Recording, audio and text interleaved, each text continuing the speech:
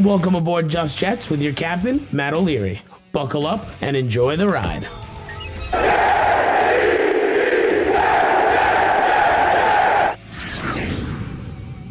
Hello and welcome to Just Jets episode number 95. What is going on? I am Matt O'Leary. Going to be hanging out with you, taking voicemails, going into some Zack Wilson conversation, and all that fun stuff. It's going to be a good episode. Excited to get after it today. But first, listen up, fellas. 2021 sucked. It's almost New Year's, though, which means a new start. New balls with our sponsor from Manscaped. Yep, Manscaped is the best in men's below-the-waist grooming, offering precision-engineered tools for your family jewels. And that's helping 2 million men all over the world get rid of the hair on their balls. You don't want to go into 2022 looking a little scruffy. So instead, what you're going to do is go to manscaped.com, get 20% off and free shipping with my promo code JETS20. That is JETS2020. For 20% off and free shipping. Maybe you missed out on getting the Christmas gift. Get yourself your own gift for the 2022 season and year. Without further ado, we can hop right into the episode now. And what I want to start with is Zack Wilson, because that's always going to be the hot button issue on Jets Twitter. He sucks. He's a bust. Why are we going to waste our time talking about him? It's a little crazy. Go figure, right? An up and down year for the rookie quarterback. In the week against the Philadelphia Eagles, he wins Offensive Rookie of the Week. He's done it twice. Against the Tennessee Titans was the other time that he won Rookie of the Week. Now, the last time out against the Eagles, he had 3 touchdowns in the first half. Okay, that's very good. We like that. This game, not great. It was really bad. One of his worst games of the year. Thankfully, positive spin did not turn the football over, but there were a lot of reasons why Zack Wilson didn't look good. And first, we'll look at himself before we get to other external factors here. Because yes, Zack Wilson's performance is like he's part of the issue with why he struggled this past week. He is. There are a ton of reasons why. We'll get into all of them, but the first, it has never been more clear to me that a player is in their own head than looking at Zack Wilson, right? He bounced a swing pass, and like that's not the first time that he's missed on, gimme throws. It's unfortunately been an issue for, chunks of this season, for big chunks, accuracy on short yardage stuff. And the ironic part is in college, we never saw these inaccurate issues, or these accuracy issues rather, from Wilson. He was actually one of the more accurate quarterbacks in that class. The short stuff was never an issue, but to me, it looks like he is pressing. He is trying to do too much. He is thinking too much instead of just letting it rip and play like we saw in the first half against the Philadelphia Eagles. Now, credit to the Saints. They have a very good defense, and they absolutely could be, an issue for a young quarterback. And once again, thankfully, he didn't have any turnovers, but there were absolutely times where he bounced the swing pass. He threw it behind or too high for a wide receiver or just someone out of the backfield. And I think the reasoning behind that is he's not trusting himself. Instead of just saying, this is what I see, let me rip, he is just thinking entirely too much. And what that shows me is that's something that's fixable with more repetition, right? Like you could say the decision-making has gotten better because the interception numbers have gone down. Yes, there are still interceptions, but they have gone down significantly since the injury. I think he's making the correct reads. I just think he is off a little bit right now, which I would rather take that than him looking like he doesn't have a clue at all, which that's not what I see. I see a guy like, okay, I see that I'm going to take this check down and I'm either throwing it too hard, too high, behind the player, or bouncing it. That's fixable. You could teach Zack Wilson, or Zack Wilson with more reps is going to learn how to hit those throws. Some of the other stuff, the raw talent that we see, is not teachable, which was the whole argument for why you don't run Mike White or you don't run Joe Flacco or Josh Johnson, because you have to have the guy who you just invested a second overall pick in learn on the job. That's the whole point of this year. No one said wins and losses were going to matter for this team, but next year they do. So you have to have the rookie quarterback, the young quarterback, figure it the F out this year. And yeah, he struggled, but like, guess what? Rookie quarterbacks have waves. Like I said, against the Eagles, offensive rookie of the week, 3 touchdowns in the first half. This week against the Saints, not very good. Maybe this upcoming week against Miami, he plays better. Or maybe it's another struggle game. There's no way to tell because he's a rookie freaking quarterback.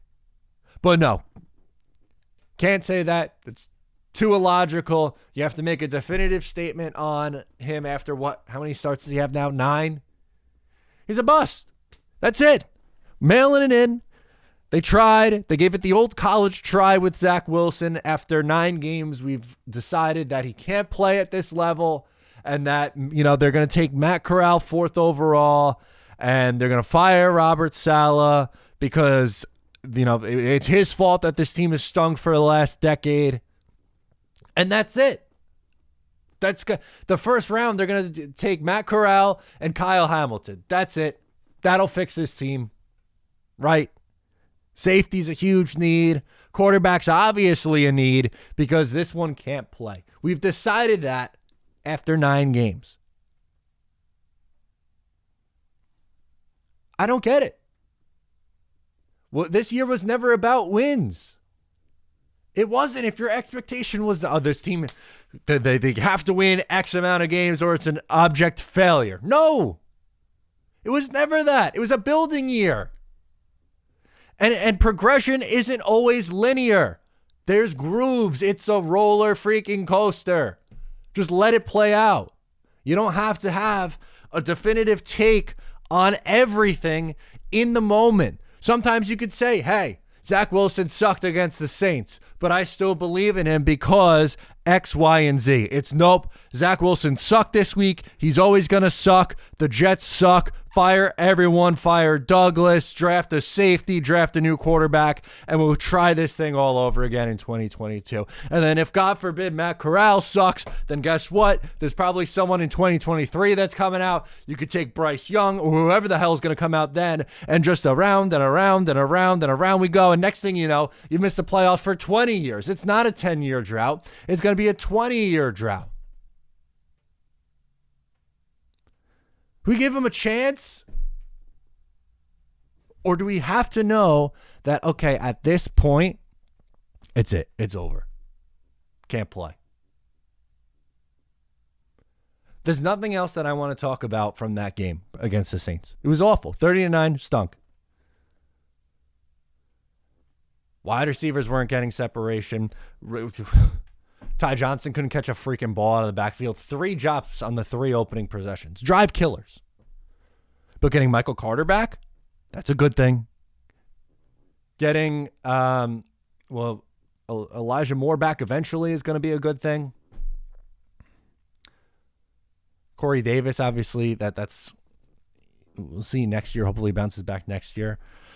Tyler Kroft coming back. Like, I'm not a big Tyler Kroft guy, but at least he is, at this point, a serviceable tight end that you could semi-rely on to be a safety blanket guy over the middle of the field. Crowder's still here, thankfully. So maybe they look better against the Miami Dolphins, but we know the defense can't stop anyone. Not going to spend any time on that. To me, the biggest story was just the reactions on a kid playing his 9th game in the NFL. By the way, Trevor Lawrence threw 4 picks this week. 4. Is that being talked about as much as this? No, it's not, because the Jacksonville Jaguars have 3 fans, and those 3 fans don't even care right now. Urban Meyer wasted Trevor Lawrence's first year in the NFL. But right now the focus is on a streaky Zack Wilson, who's looked up and down, but that's it. Got to compare him to Mac Jones because those situations are identical, actually. The Jets taking Zack Wilson, second overall, in a complete rebuild is exactly the same as another quarterback going to the best coach of all time after the most amount of money spent in free agency with a much better roster. That's exactly the same situation. So, yeah, then with that logic, the Jets did make a mistake by drafting Zack Wilson second overall. They should have took Mac Jones. Hell, Trevor Lawrence shouldn't have gone 1 overall. Mac Jones should have went to Jacksonville because those situations make sense. And that's exactly the same, but nope. Definitive takes on all 4 of the first round or 5 of the first round quarterbacks. Trey Lance obviously can't play at this level. He's a bust.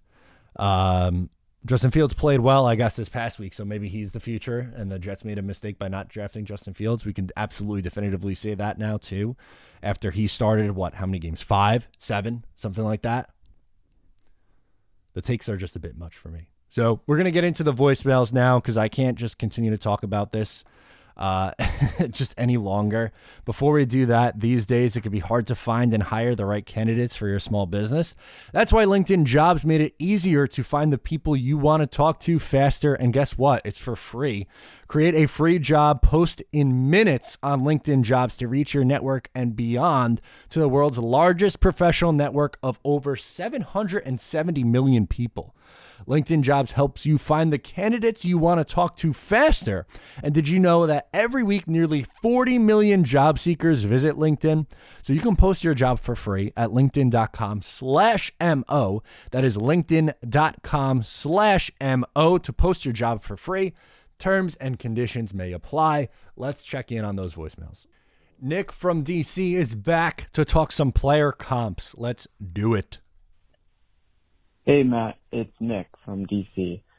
So I know I did before the season, I called in and I gave my player comps. I picked a few players in the Jets who I was interested in and gave some comparisons. So I thought I'd do that for the game today. Just kind of revisit that process. I'd say Ty Johnson, he kind of compares really well to just like a stick of butter with legs. I think that's a good comp. I'd say moving on to the defense, I'd say Ashton Davis. I say his NFL career is a lot like mine. I think I've made a little more of an impact, but we'll see. Maybe he can eclipse my impact. Hope so. Keelan Cole today kind of looked like Ardarius Stewart, except I think Ardarius Stewart could maybe have better hands. No, I don't know. I mean, Keelan Cole's a better player than that, but man, did he look terrible today. So next, I'd say Ryan Griffin. He looked like Gronk, honestly, but just when he was retired. Michael P. Ryan, he looked just like Michael Carter, except wearing like a 30-pound weight vest. Oh, no. And then I'd say, to round out our comparisons, I would say Eddie Pinheiro. I think he's Adam Vinatieri and Justin Tucker rolled into one. I mean, he hit, 3 field goals? Is that the greatest kicker of all time? I'm not sure. Go Jets, I guess. I don't know. That was great. Sometimes you need to make jokes, man. That's all you can do because it is painful to watch this team sometimes. I think my favorite was the Ty Johnson stick of butter with legs. All great comps. Who else can we add in there? Those were they were spot on. Those were really spot on. I like it. Yeah, I'm not going to even try to add on to that because I think they were too perfect, Nick. I was trying to think of a funny one on the fly, and my brain just didn't compute. So we're just going to tip our hats to Nick there because I think he got them all spot on. So perfect. Thank you, Nick, for the laugh. That was very much so appreciated in this time. We're going to go Jack in Florida who wants to do some positive spins. Hey, Matt, this is Jack from Florida. First-time caller, long-time listener. Love the show. Thank you. And I'm assuming most people are going to be calling in with some pretty negative attitudes for the next show after watching today's performance. But I kind of wanted to spin it with a little positive outlook towards the off-season and get your take. So after watching a horrid display from our wide receiving group helping Zach out today, I kind of wanted to look at what Devonte Adams did in tonight's Sunday Night Football game. This dude went for 10 for 121 with 2 touchdowns, and I think if he does hit the open market, this is a chance where Joe Douglas just needs to break his budget free agent rule and back up the Brinks truck. I mean, I think he needs to look at what the Bills and Cardinals did for their young receivers, getting Stephon Diggs and DeAndre Hopkins. And he also knows the system with the brother of Booth LaFleur, and he's seen Rodgers work firsthand. He knows how to help Zach, and it would also help Davis more. So let me know what you think, and go Jets. Yeah, I think he is a phenomenal wide receiver, and it's rare that someone with that much talent hits the open market. If Green Bay doesn't want to pay him, someone will. I don't know if Joe Douglas would spend that kind of money at the position, but man, would that be sick to get a player like that? Because you're right. You look around the league, Kyler Murray going into his second year in the league, was able to get Hopkins, arguably the best wide receiver in football, right? And then Stephon Diggs for Josh Allen, that made a huge impact. Like, the Jets wide receiving core is going to lose some pieces. Whether that, like, Keelan Cole, free agent, Braxton Berrios, free agent, Jamison Crowder, free agent. That's three right there. All three of those guys more than likely aren't coming back. You might be able to bring one or two of them back, but it'll also be nice to get an upgrade because, I mean, Corey Davis, I like him. I think he's a solid receiver. I don't think he is a prototypical number one receiver. And if you go into next year with, let's just use Devonte Adams for the story. And you go in with Devonte Adams, Corey Davis, Elijah Moore as your three, and then round out your depth with Braxton Berrios, maybe like a Keelan Cole, Mims if he's still here, Jeff Smith, guys like that. You could absolutely survive it. I think that'd be great. I'm a fan. I think they should either spend on a wide receiver or draft one, maybe with the Seattle pick, just because I think it would be that much of a difference for that offense. I like it. Thank you for the positive spins there. We're going to go Nick in Jersey, and he wants to talk about the offense and just going forward here. Yo, Matt O'Leary. It's Nick calling from New Jersey. I haven't really called in since the summer. You got Welcome a great back. show, and it's really busy. Anyway, I got two things I want to talk about real quick for offense for, like, next season.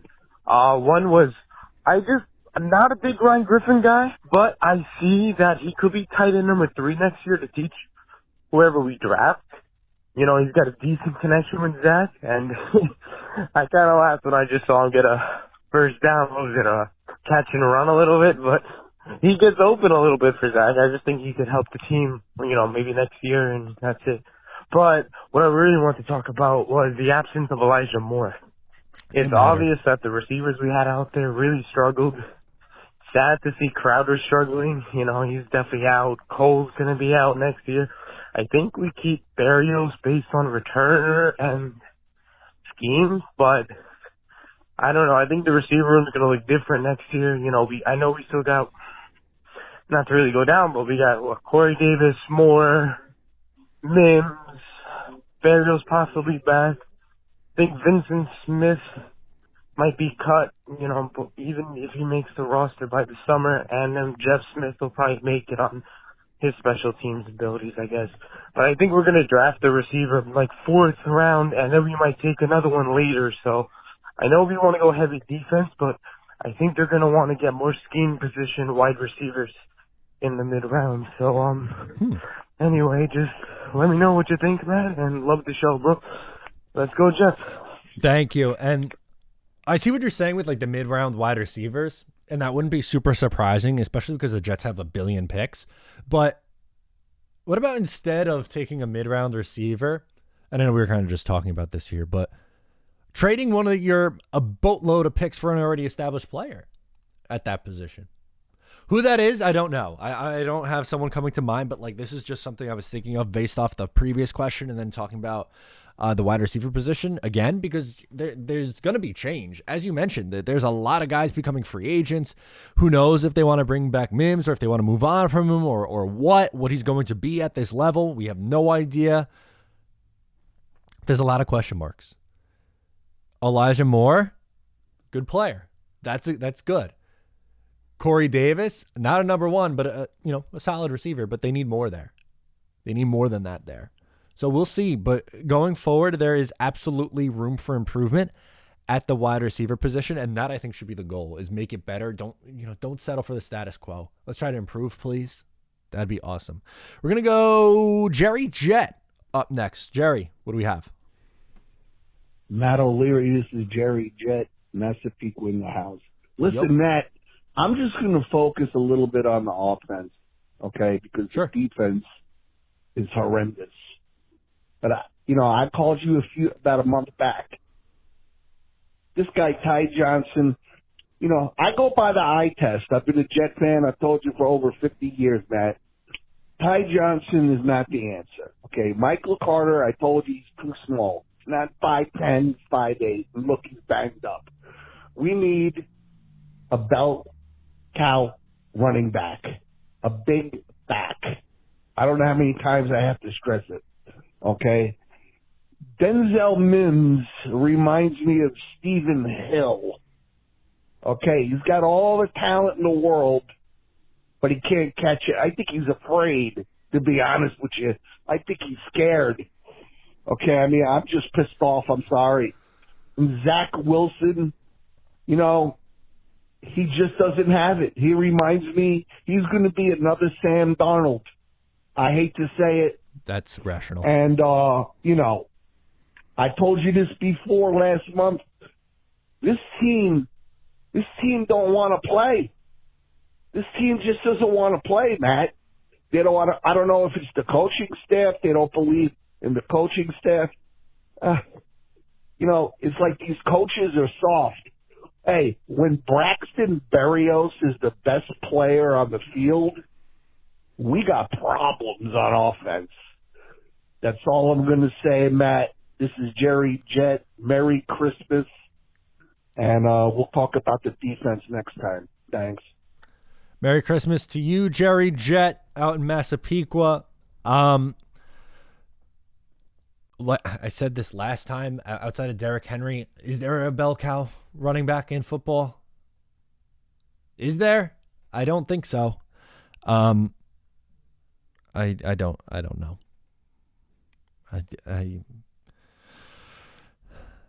I don't know what to say to that, Jerry. I don't know. Ty Johnson is obviously depth. He's not a starter. Michael Carter was playing good football before the injury, but don't know. You stumped me. I don't know. What do you want them to do? Which running back do you want? Maybe they go Matt Corral at pick 4, bring Bill Parcells out of retirement, and see if Jerome Bettis wants to play too. Let's go to Joe Trumbull. He's got reaction too. Hey, Matt, this is Joe from Trumbull. You can just discard the last call. I was rambling. But I wanted to say real quick before I get into the Zack Wilson stuff, thanks for taking my call these last few weeks. I really appreciate being a part of the show. No problem. Love you. Love the show. Thank you. You and Green Bean, you guys really help me be positive in this Jets team. It doesn't give me a lot of reasons to stay positive. But I want to get quickly to Wilson. And you see a lot of people on Twitter, whether it's the beat writers or just the fans, or especially Jets fans, which is the worst part of it, continuously just knocking on Wilson, and he keeps going. Yesterday they said he didn't make any improvements. But I completely disagree. His biggest problem at the start of the year, those first 5 games, was the bad decision-making, being frantic in the pocket, not knowing what to do, trying to make a play out of a situation where there's no plays to make. And I think that he's kind of grown into himself. The turnovers are kind of going away. I know there's still some rookie mistakes he's making. People want to point out accuracy. That's something that's going to get better. Accuracy has never been a problem with Wilson, and his years at BYU, he only got better from his sophomore year to his senior year. So I just want to get your thoughts on this whole situation. There's still some head scratchers, but personally, I think you feel the same way. I'm going to stick with this kid for the next 3 years, and I'm not going to be bashing him. But I just want to know your opinions and your thoughts, not only on Wilson, but these Jets fans who come out of the woodwork, especially the older Jets fans, and have been so quick to just bury him, throw him under the bus, say he's the problem, say he's a bust. Bust and bust. But once again, what are your thoughts, Matt? And why is everybody just so negative? Like, what do they really want, like, Matt Corral that badly? Like, I think what so. is the narrative, especially in the fandom against Zack Wilson? Thanks again for taking my call, Matt. Love you, brother. Let's go, Jets. Really appreciate it. Thank you so much for checking in with us. I'm going to break it down. This is what I think it is, honestly. I think it is people who, A, wanted to keep Sam Darnold, or B, wanted a different quarterback. And they're just not able to wrap their heads around what's happening here and are looking for a reason to bash him. Or even if that's not the case, it's just people who are way too reactionary. They're frustrated. This team hasn't made the playoffs in a long time. They thought you had a young quarterback, in Sam Darnold, who is the future here. It clearly didn't work out as he took a massive, massive, massive, massive step backwards after 26 starts, right? He went 13, 13, and 12 starts in his 3 years here. And that's the thing, right? Like, most people, almost every single Jet fan I know, outside of like maybe I could count on my one hand, how many people were like, Sam, it's not going to be good. He isn't it, all this and that going into his third year. I think most expected him to take a step forward because they saw a little bit of progression from year one into year two. But after he stunk so badly last year, now that Zack Wilson is struggling, the comparison, it's like almost like a continuation of 2020, when that's not fair at all because it's a new coach, it's a new quarterback, it's a new system, it's a new, pretty much everything. But I guess they're just frustrated. Like, I don't know what you were possibly expecting, though. I don't. You have to give him more than whatever he's going to get this year. 12 starts, 13 starts, whatever it is. I don't think you could possibly say, okay, yeah, that's it. We're not going to give him another shot. Let's see how he does in year two. You have a legitimate conversation about whether he's a player or not after, I don't know, 25 starts.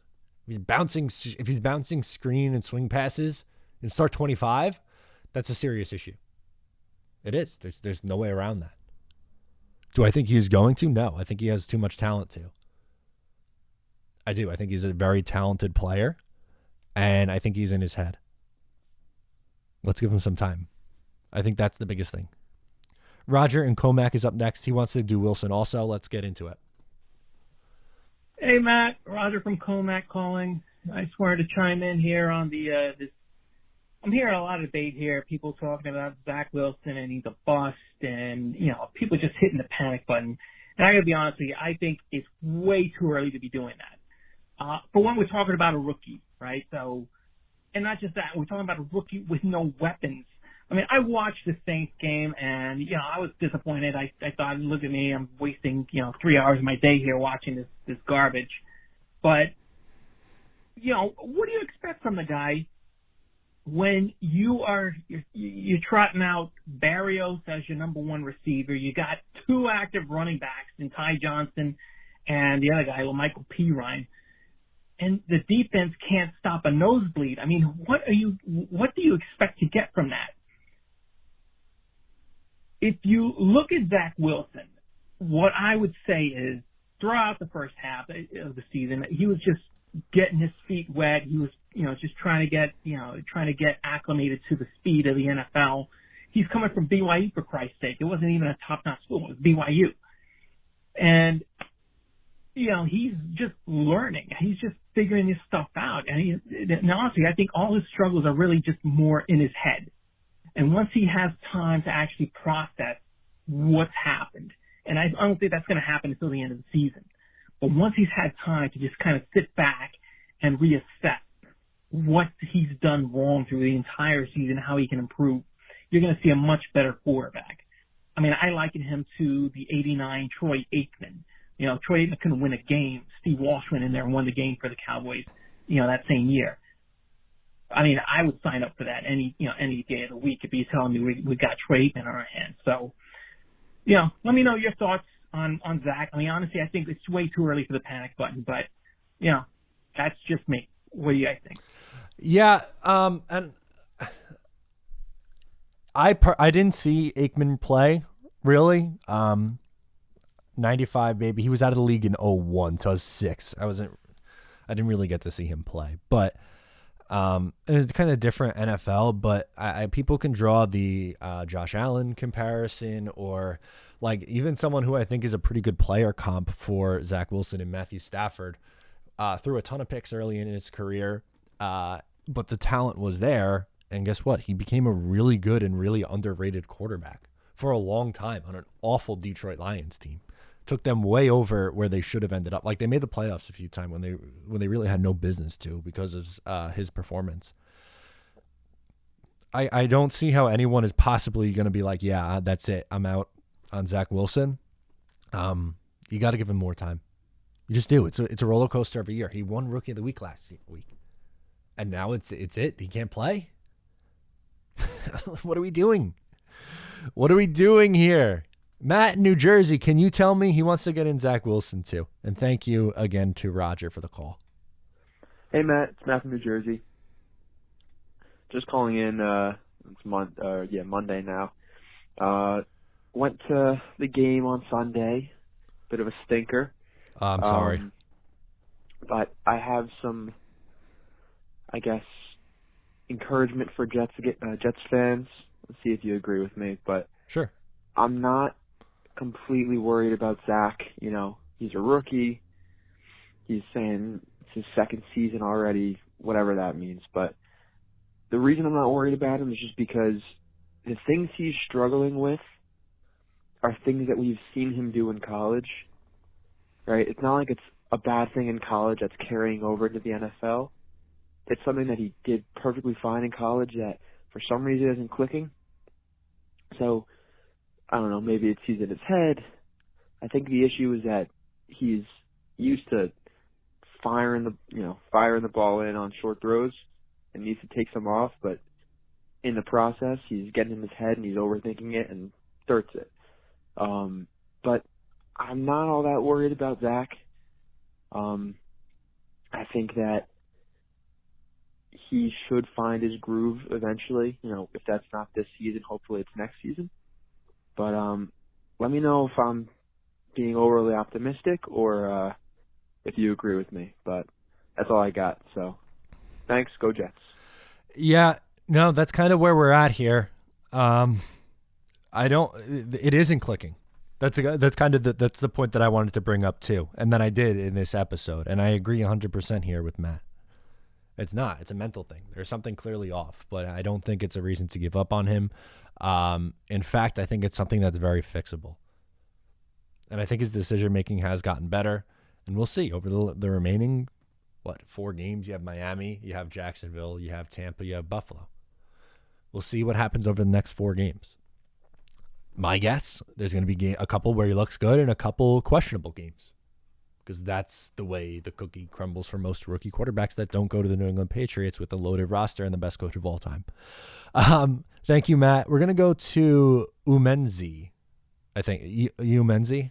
Sorry, he wants to get into Zack Wilson from the BYU perspective, by the way. Hey, Matt. This is Umenzi. I went to BYU, and I'm older, much older than Zack. I got kids his age. But anyway, just wanted to tell you how much we all enjoy hearing your comments about the Jets and about Zack. He's going through some rough times, but I'm telling you, if the team has got such a porous defense and they can't establish a running game, I mean, if Zack is leading the team in a particular game in rushing, like in the example of the game yesterday, he's got 33 yards rushing, more than anybody else. Come on, man. I mean, that's terrible going forward. And by the way, I want to go on record and say that Becton is not the long-term solution at left tackle. Oh. Now, I mean, apropos of nothing, I'm just saying he's got issues, and most of them are related to his diet, I would guess, and to his anyway. I think probably mentally he's great, and certainly he's a specimen physically, except that he doesn't know how to eat correctly, and he probably is going to do himself a disservice. Anyway, yeah, Zach is not exactly zipping it. Yeah, of course, Johnson dropped 3 balls, but Zach's got some stuff going on between the ears, I guess, as they say. Agree. Got the yips, looks like. I thought John Beck was supposed to clean all that up. But some things you just got to experience and go through and fix yourself. Hopefully he's a long-term answer for the Jets. I'd like to see the draft for this next year and see if he can get any help. We need help on defense probably as much as anywhere. Anyway, I'm rambling. I just want to say I really do love your show. Thank you. Appreciate your words. You're always positive, and I mean that goes a long way. All right, take care. Thanks. Bye. I disagree on the Becton front, but on Zack Wilson, I do think that it is 100% in between the ears. I think it is something that is fixable. I know I sound like a broken record here a little bit, but I think we see improvements down the stretch. We have even.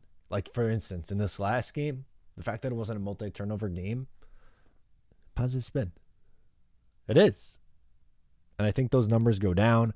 What I would like to see from him, yards per attempt go up, short yardage accuracy go up, and we'll see. There should be some more playmakers playing against the Miami Dolphins, so hopefully that makes the offense look a little bit more competitive. Defensively, tons and tons of issues, so I appreciate you checking in. We're going to go to Brandon now, who wants to talk about Kyle Hamilton, which was a hot-button issue on Twitter on Sunday, Monday.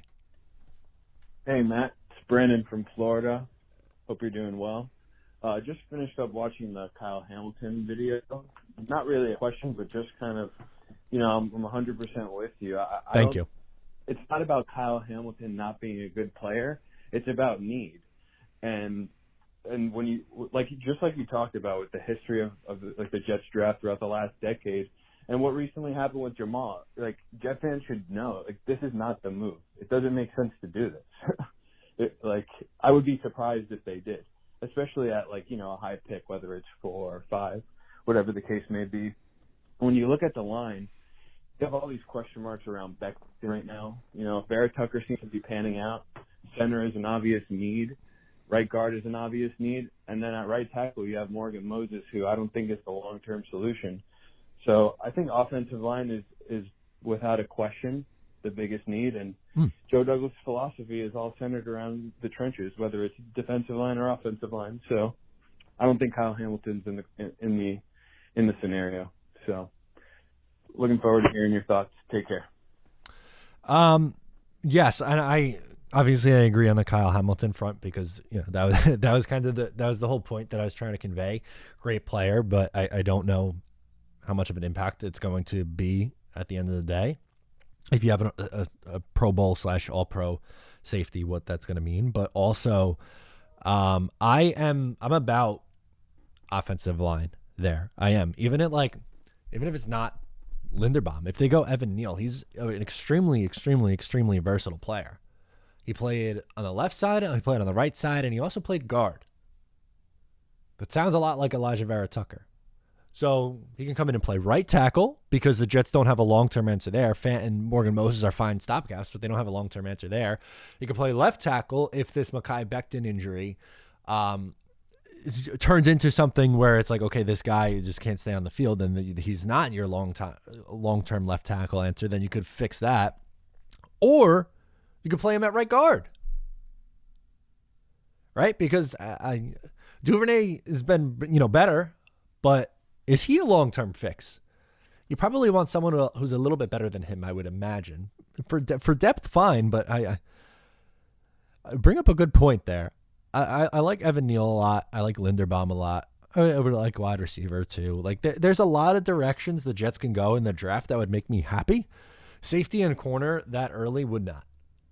And it's not because I don't think the Jets need help at those positions. It goes back to value and then what I think the Jets' plan is on the defensive side of the ball, which is to get after the quarterback and have a solid front seven.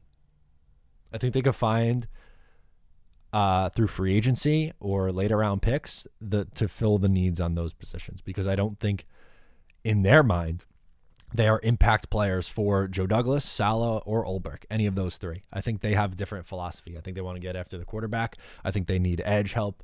So I would be probably stunned if one of those first round picks, one of them's not an edge. And I know it's probably wishful thinking if you want Thibodeau or Hutchinson. I don't think either will be there. Even if the Jets are picking 4, I don't think any of them will be there. But George Karlaftis, I think, would make a lot of sense for this team. So I think if they're gone, then Karlaftis is probably the pick in my eyes. And we can get more into that, I'm sure, throughout the remainder of the next, what is it, 6 months to the draft? We gotta help us all, please. It's really like closer to 4, but we're going to close out with Tyler from West Virginia. He wants to talk about the draft. Good way to end it. Hey, man, it's Tyler from West Virginia. Hey, man, love the show. First-time caller, long-time listener. Matt, my question is, I know it is very, very, very early to start talking about mock drafts and what potential targets the Jets do in the offseason, but I want to know where you think we should use our first 2 picks at. Obviously, our pick and the Seattle pick. Me personally, I think the Jets should go with Stingley Jr. if he's there with our pick, and then the Seattle pick maybe get someone like Linderbaum or maybe another edge rusher, the guy from Purdue, or potentially a stud linebacker that jumps up the board. But just anxious to see where your head's at. I know it's never fun to be talking about the draft this time of the year, and it seems as a Jets fan, we're always talking about a mock draft. So just curious about where you think we should go with our first 2 picks, and as always, go Jets. Thank you. Much appreciated, and welcome aboard, Tyler, here. We're always talking draft, right? It feels like as Jets fans, but I love this question because it's going to be a debate for the next, 4 months, probably. I think the Jets should go either edge, offensive line, wide receiver, linebacker. I don't think they're going to go corner or safety. That's what I kind of said with the last call with Brandon. To me, those are the important positions that they need to be hitting on. Karlaftis makes sense if the first 2 guys are gone. I like him. He's a little bit different than Carl Lawson, so I think he would complement him on the other side. Offensive line, I like Evan Neal. I like Tyler Linderbaum. Wide receiver, if you want to go dynamic, and I mean, that's a little bit different than what the Jets have, done. I know they took Elijah Moore at 34 last year or whatever it was. Yeah, 34. If you don't pay one, it all depends on free agency too, right? Like it's hard to say like, oh, this is the definitive list, only these guys, when, well, you kind of have to see what happens in free agency. So maybe that changes in like March, but as of now, to me, edge is probably my top priority, and then offensive line, wide receiver right there. Linebacker, I don't know if there's going to be a linebacker that you could take in that spot.